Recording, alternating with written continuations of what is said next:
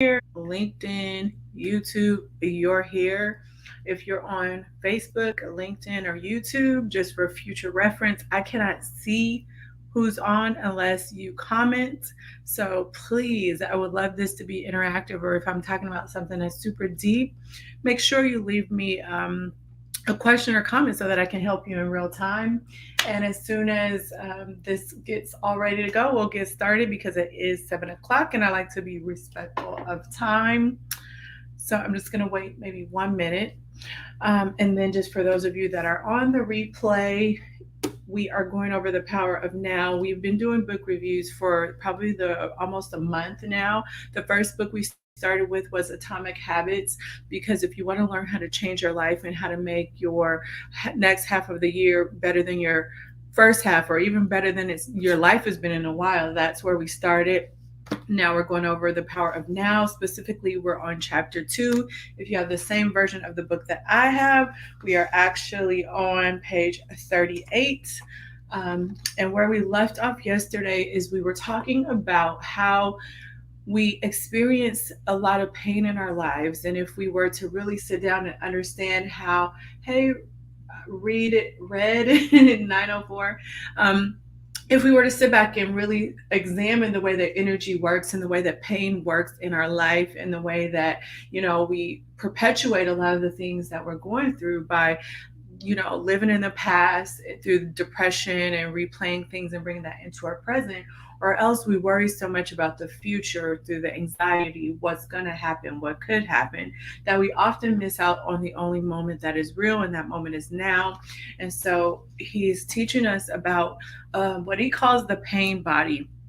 So, just like you may think of yourself, the exercise that we did at the beginning of the book is yourself outside of your mind, because you are not your mind, even though you think that you are the one thinking your thoughts. You're not. You also have what he calls a pain body. And so, there's a lot of pain that you may experience external to who you are, however, that will negatively impact you moving forward. So this pain body is like a separate energy that feeds off of more pain.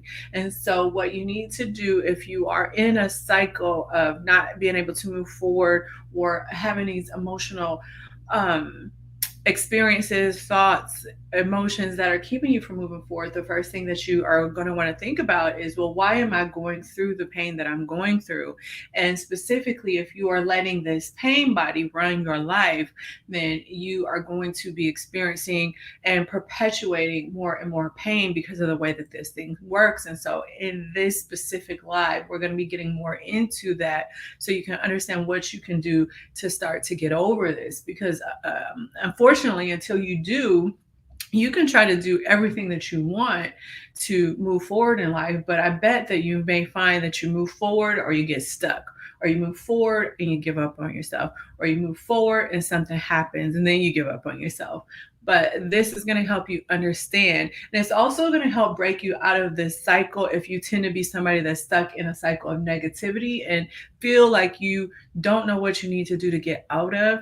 He's going to talk a little bit about that in this chapter. So, once the pain body has taken you over, you want more pain. And the reason why is, we talked about this yesterday, this pain body feeds off of pain. And so once you let your doubt, your frustration, your sadness, your depression, your anxiety take over your life, even boredom take over your life, it's going to want to feed off of more and more of this type of an energy in order for it to gain its power and keep its power over where you are in your life. So once the pain body has taken you over, you want more pain. You become a victim or a perpetrator. You want to inflict pain, or you want to suffer pain, or both. And there really isn't much difference between wanting to inflict pain and wanting to suffer pain. So, depending on what side of the coin that you are when this this energy takes over your life, it really is no different. So I guess what he's trying to say here is that you don't need to pick everything apart. We're so used to psychoanalyzing everything, and that's not the important part. The important part is that you are not conscious of this most of the time, because what you will say is, I don't want pain, I don't want suffering, I don't want to go through the stuff that I am going through, I didn't ask for this, I don't want this to continue. But he's saying that if you look more closely at your life, you will find that the thoughts that you have and the behavior that you continue to perpetrate in your life are designed to keep the pain going, not only for yourself, but for the other people that you're involved with. And he believes, and I believe as well, if you were truly conscious of the fact that your thoughts and your behaviors are causing you some of the pain that you're going through in life, you wouldn't do it anymore, right? So this is a hard thing for a lot of people to hear, because they feel like if you say things like this, that people like me are telling you to that it's your fault and that you should take the blame. And that's not at all what this is saying. But this is saying that if you are continuing to be in a situation that is painful to you, or that is inflicting pain on other people through the relationships or the circumstances that you choose to be in, that there is some unconscious thought and behavior that you are adding to the situation that is feeding the fire, feeding the fuel, feeding the pain. And the reason why you don't notice it is because you're not conscious of it. And so you can argue to the death that you're not feeding it, but you are. Because if you didn't want the pain, then you would be out of the pain once you were conscious of the pain, right?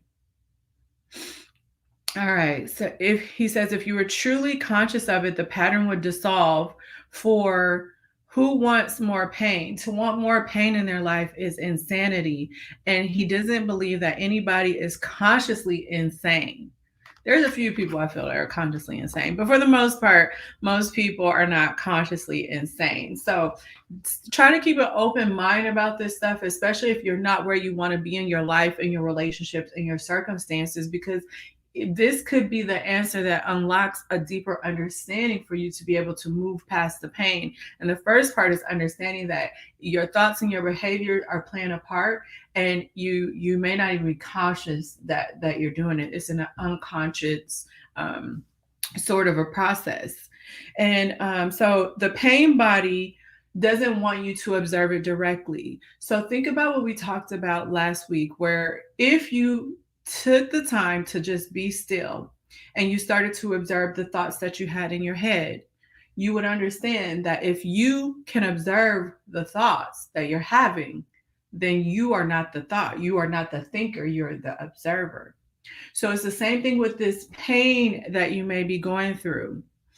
You sometimes feel like this pain is you. You let it define you. You let it tell you that you should be full of shame and doubt, and you're not good enough, and you're not going to get whatever you want out of life, or be happy, or have the relationships that you want to have. Because on a level, this pain has become so real for you and so normal for you that you feel like it's a part of you. But if you can learn how to get in that space where you are the observer, not the thinker, you're the observer, not the one feeling the pain. So you're looking at your life, you're looking at yourself feeling the pain. You're going to see that the pain that you're feeling, if you can observe it, then is it really part of your identity? Because once we make it a part of our identity, that's where we get stuck.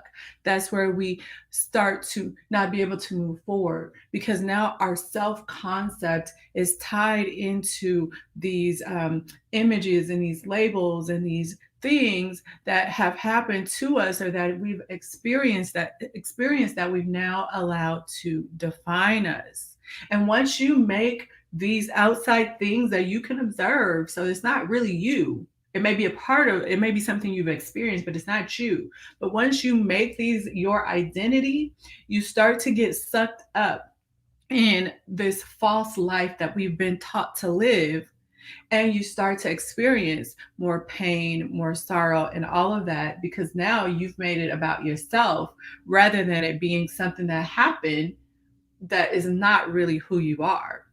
So you have to come back to present, being in the now, being able to observe the pain that you're feeling without feeling the pain, without judging the pain, just kind of sitting with it, seeing what it is. It is what it is, accept it, right?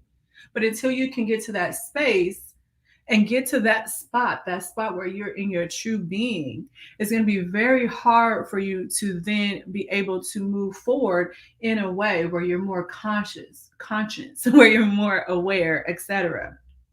So when you come to that presence where you are observing your thoughts, where you are observing your feelings, you are now the witness or the watcher of the pain body. And again, this means that it cannot use you anymore by pretending to be you. It can no longer replenish itself through you. And the reason why is because you've taken away some of the power from something that is controlling your life that you think is you. I feel this way. I feel bad. I feel good. I feel depressed. He's making me feel some kind of way. Stop it, pull yourself out of it, observe the thoughts, observe the feeling. When you're in that space as an observer, you are in the present, you are in the now, you are in the spot where you find your innermost strength and you have accessed the power of the now. And only in the power of the now can you start to make miracles happen in your life. And I talked about this last week. This is also this energy that you feel when you start to do this more and more in your everyday life. You just wake yourself up and you start to get in the present, you start to get in the now. This is also the spot where you start to manifest greatness in your life. All right. So then he goes on to somebody says, what happens to the pain body when we become conscious enough to break our identification with it? So once we are conscious of our pain or our thoughts or our behaviors that perpetuate the pain because we've learned to identify with them or we become a slave to our mind, once we are aware of it, guess what we get to do? We can transform it. That is how you truly transmute energy when people are talking about spirituality, but they still are very thought and behavior oriented and not pulling themselves up outside of life as an observer of the thoughts, the feelings, and all the things, using the tools, the crystals, the prayers, all of it. That's not true spirituality. A part of you being a powerful spiritual being is learning how to do this so that when things do crop up that make you feel a certain way or make you think a certain way that is not moving you in the direction of life that you would like to move, you can change it because you're aware of it. That's powerful. And that's what shadow work truly is. But the thing is, consciousness is light, right? So if something was in the dark, it's in a shadow. And then once you shed light on it, it's no longer in the shadow, right? It's now in the light. So everything is shown up by being exposed to the light. And whatever is exposed to the light itself becomes light. I want to pause here for a second because I might say something very controversial to you all, but it's something else that is probably keeping you stuck in, again, what happened to you in the past, what you don't like about what happened a minute ago, or makes you freaked out and fearful and anxious and worried about what is to come in the future. And it's these analogies about shadow work and in this inner child work. I do believe that there's a such thing as shadow work. But again, once you find that thing or you work with somebody that is qualified, like a coach, to help you find that thing that is holding you back that you may not even be aware of, because if you're aware of it, right, you wouldn't be just letting yourself go through a whole bunch of pain. You just don't understand where that seed is so that you can do something about it. But once you shine light on that shadow, then you're not doing shadow work anymore. You're doing light work because now you have the power to transmute it. But people want to keep saying, I'm doing shadow work. I'm doing shadow work. I'm doing shadow work. Sometimes it's not shadow work. Sometimes you are aware of an issue that you need to work on. And so stop calling it shadow work. Call it that there's something that you want to make better about yourself. Say what it is, identify it properly so that you can move on more powerfully. And then, secondly, this inner child thing. In psychology, the inner child was popular many, many years ago, and it was not meant to be a part of your life or a part of yourself that is permanently there. The inner child is a metaphor for these things that you may have experienced as a younger person. Maybe you didn't get what you wanted. Maybe you had to go through some traumatic things in life. And so there is, again, the shadow work through an inner child metaphor that you may have to deal with.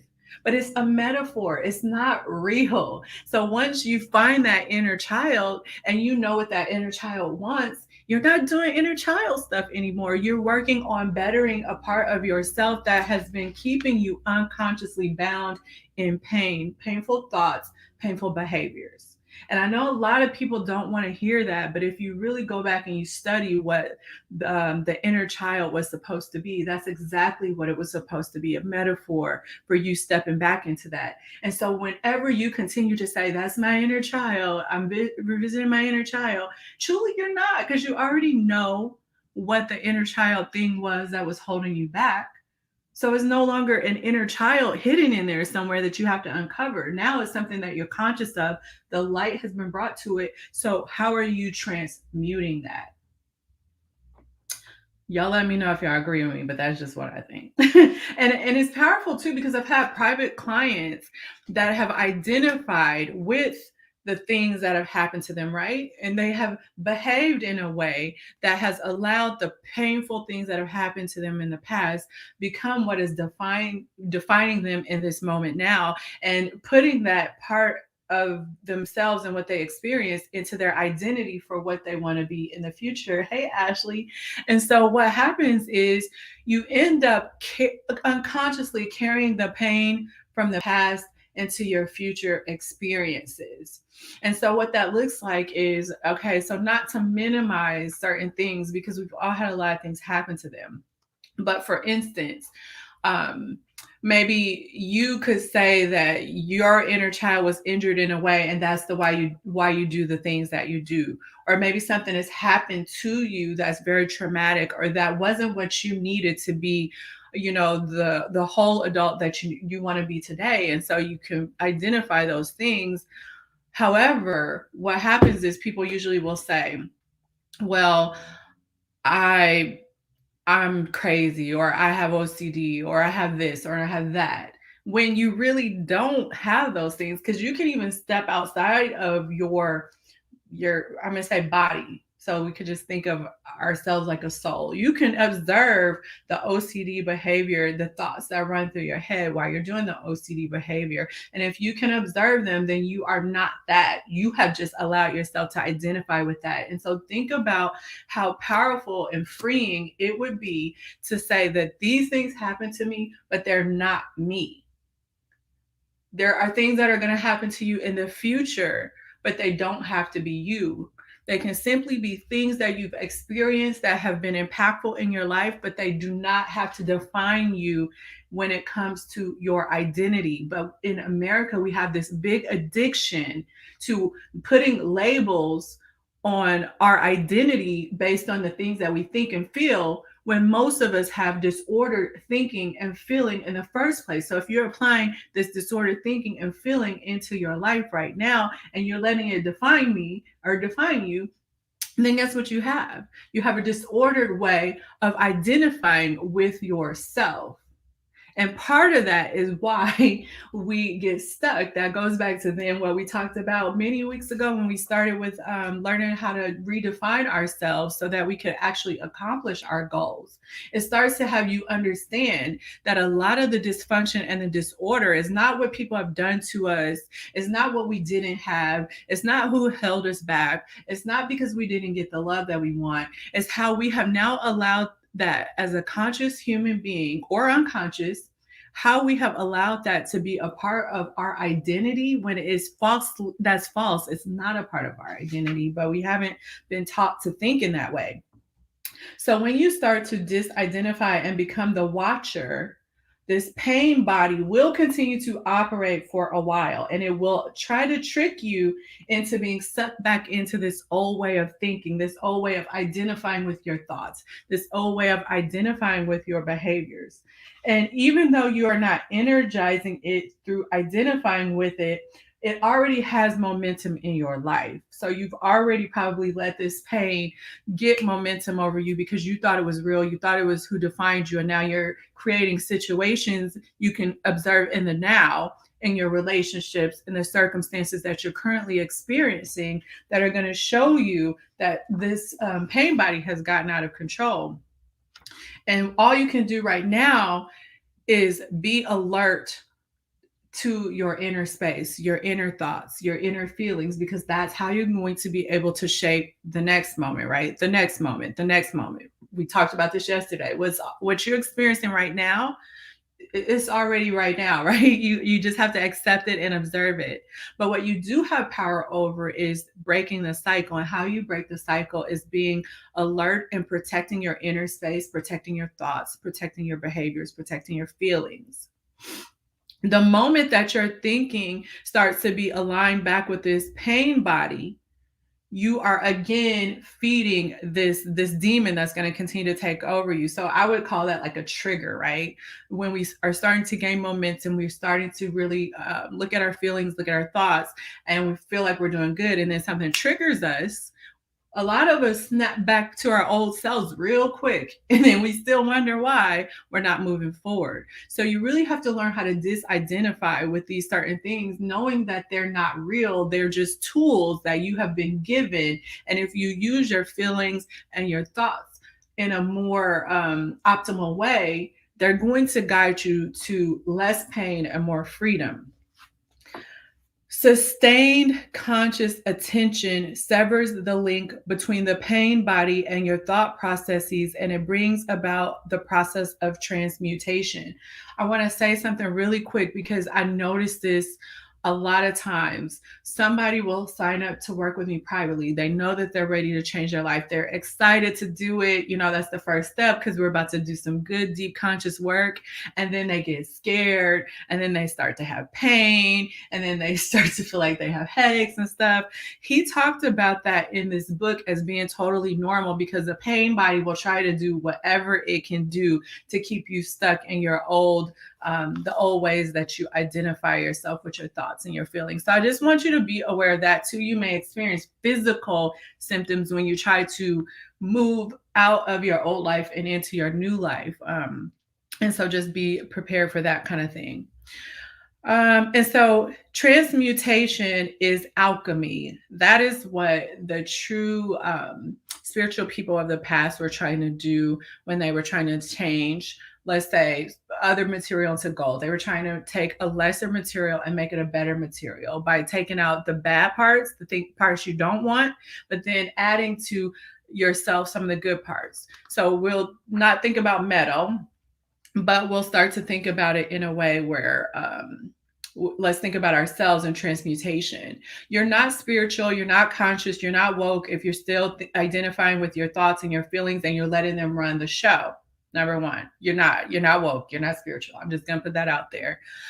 So number two, what you also will need to do is understand that once you shed the light on the bad things, the painful things that you're experiencing, they're no longer dark, right? They're light. And so if you want to, you really use your power as a human being, then in your space of power that we've already identified how you tap into that space of power, then you're able to transmute a lot of the suffering that you experience so that it doesn't have to be as traumatic for you as the observer now that you know that you're separate from that. The last point that I'm going to leave off with, and then I want to see some comments, some hearts. If you have questions, let me know. I see Ashley has something, so we'll look at hers in a minute. This is a very deep book. So if you do not get it, you may have to listen to this. You may have to buy this book. It's a very good book that will break things down. But it's not an easy read, especially if you're at the beginning of your journey.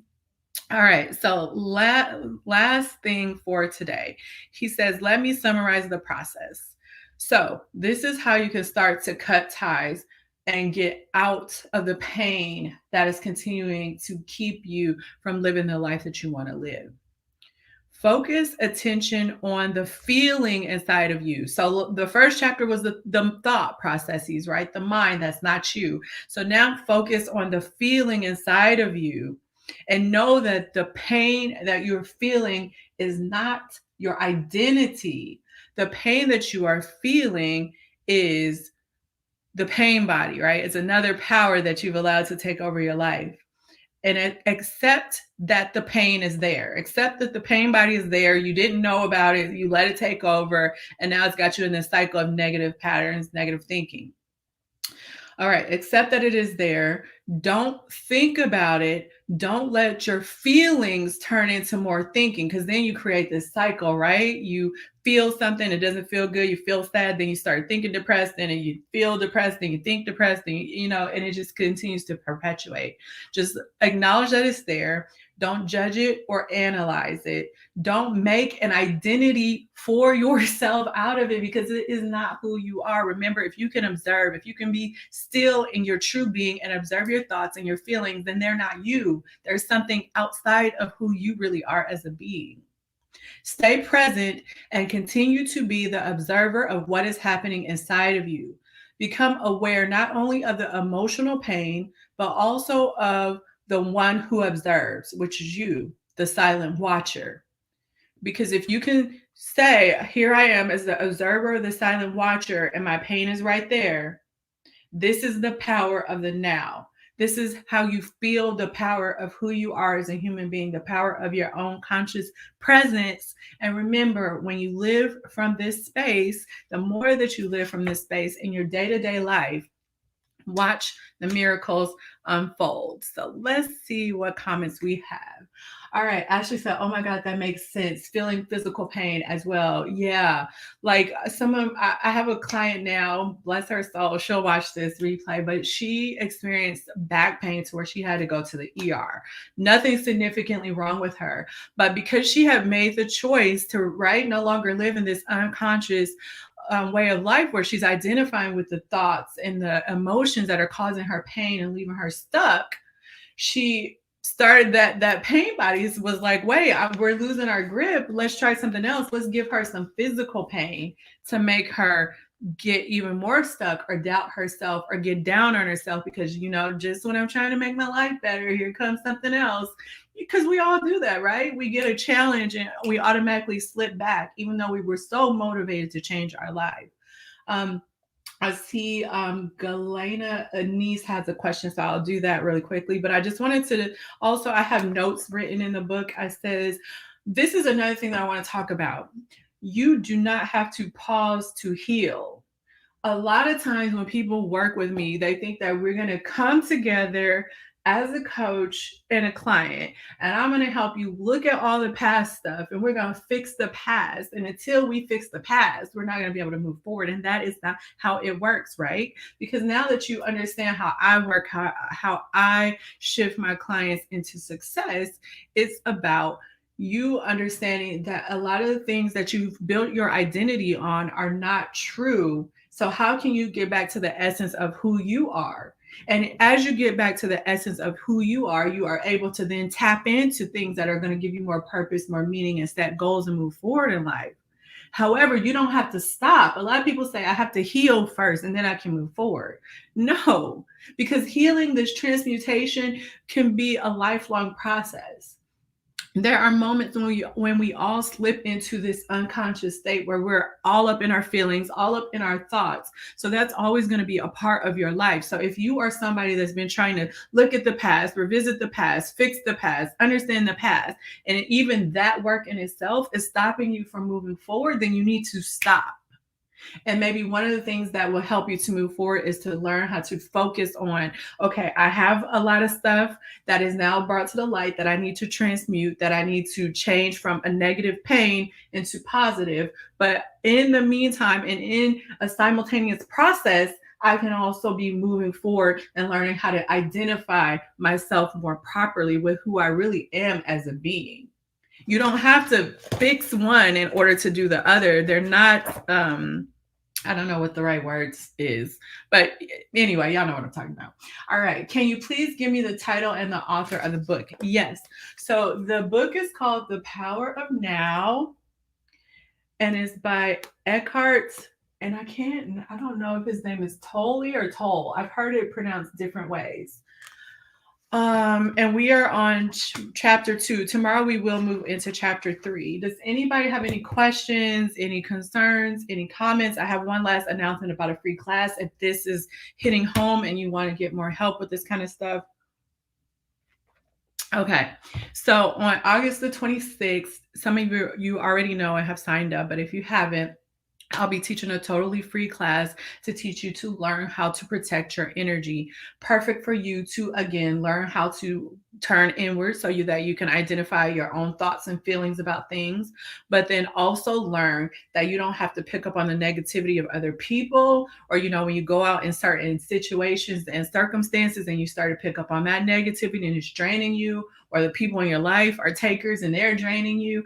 This is a class meant to help you come back to yourself in that way, and then learn how to protect your energy so you're not manipulated by these things. And if that's something you're interested in, totally free, August 26th, you text the word mastery to this phone number.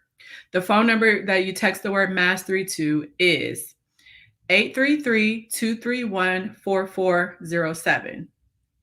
Again, the number is 833-231-4407. Or if it is easier for you to send me a private message, I will send you the link, sign up for the class, and that'll help you learn to protect your energy. If you are someone that is unconscious, like you tried to move forward, you try to read the books, you tried to watch the videos, you try to do everything that you can to move forward, and you find that you aren't able to do it, it's probably because there is something that you are unconscious of, either by transmuting energy, transmuting negative to positive, or understanding how you have let your thoughts and your feelings be a source of your identity, and so you find it hard to try to disconnect from that yourself, then that is when you would want to reach out. You can work with me through private coaching. And if that's something that you're interested in, on Instagram, the link is in my bio to learn more about how you can work with me privately. Otherwise, you can also send me a message if you're on any other platform, or you could go to my website, yashikasintuition.com. At the top, there's a link for you to learn more about working with me privately, to help you get from a space where you're unconsciously identifying with these things that are causing you pain and suffering needlessly, so that you can start to move forward faster. All right, so I see some new faces. We do this Monday through Thursday, 7 p.m. Central Standard Time. I will see you guys tomorrow, same time, same place. All right, take care.